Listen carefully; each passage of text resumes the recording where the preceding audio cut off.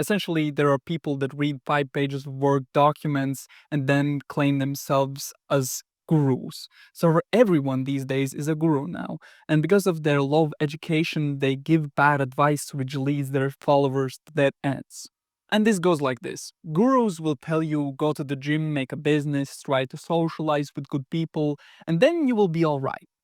For the most part, this is true, but life is a little more complex than that, and details matter. Sometimes life is not that deep. Sometimes life is that deep. Sometimes going to the gym will make you feel better, but if a piano falls on your head, it will not make you feel better. Life has a big duality. Yet that doesn't stop gurus from pushing their own narrative that there is a path that you, yes, you, should be pursuing. And if you are not pursuing it, then you're not living your life right. But here's the problem. What's the definition of the right path?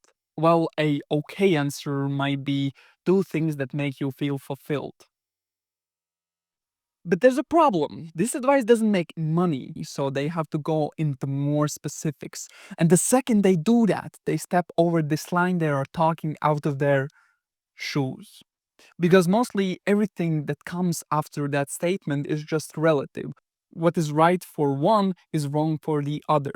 Go to the gym because it will make you feel better. Yet that is just relative because some might not feel better after going to the gym, but he might be fulfilled if he goes for a hike. And if giving advice fails already at this level, it starts feeling useless to keep going into specifics of other more complicated things.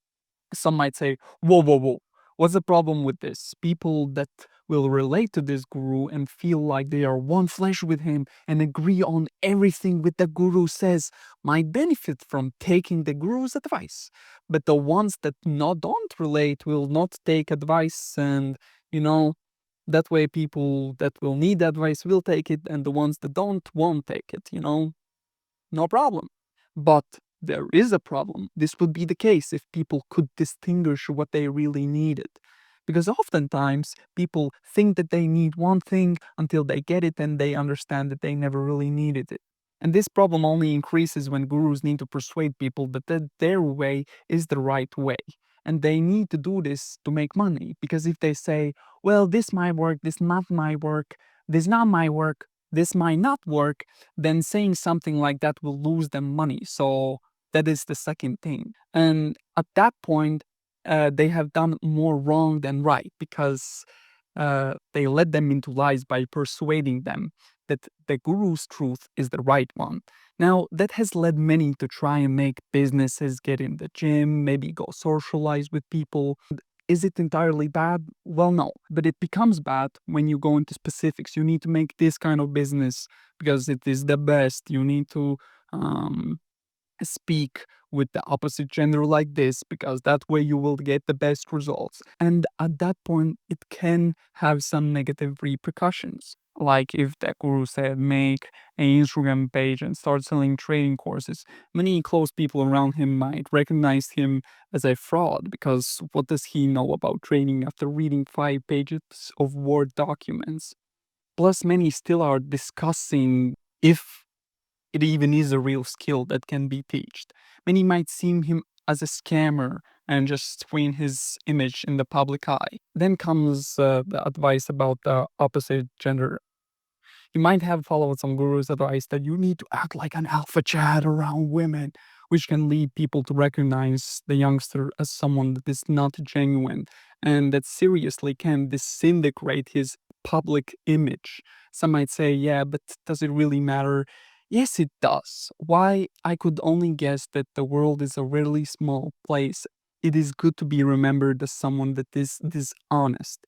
In life, you have to take everything that you can get, and having a good connection and friends is one of the most important things that you can do.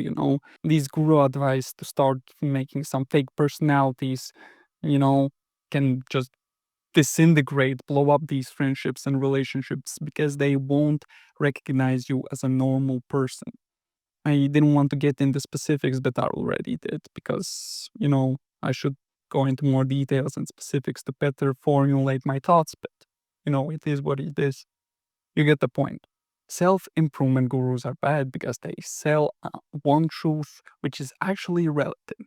They sell that one truth because if they sold some truth that wasn't really relative, no one would buy their products because thousands have said the same thing. So they spread these narratives and they have to do it effectively.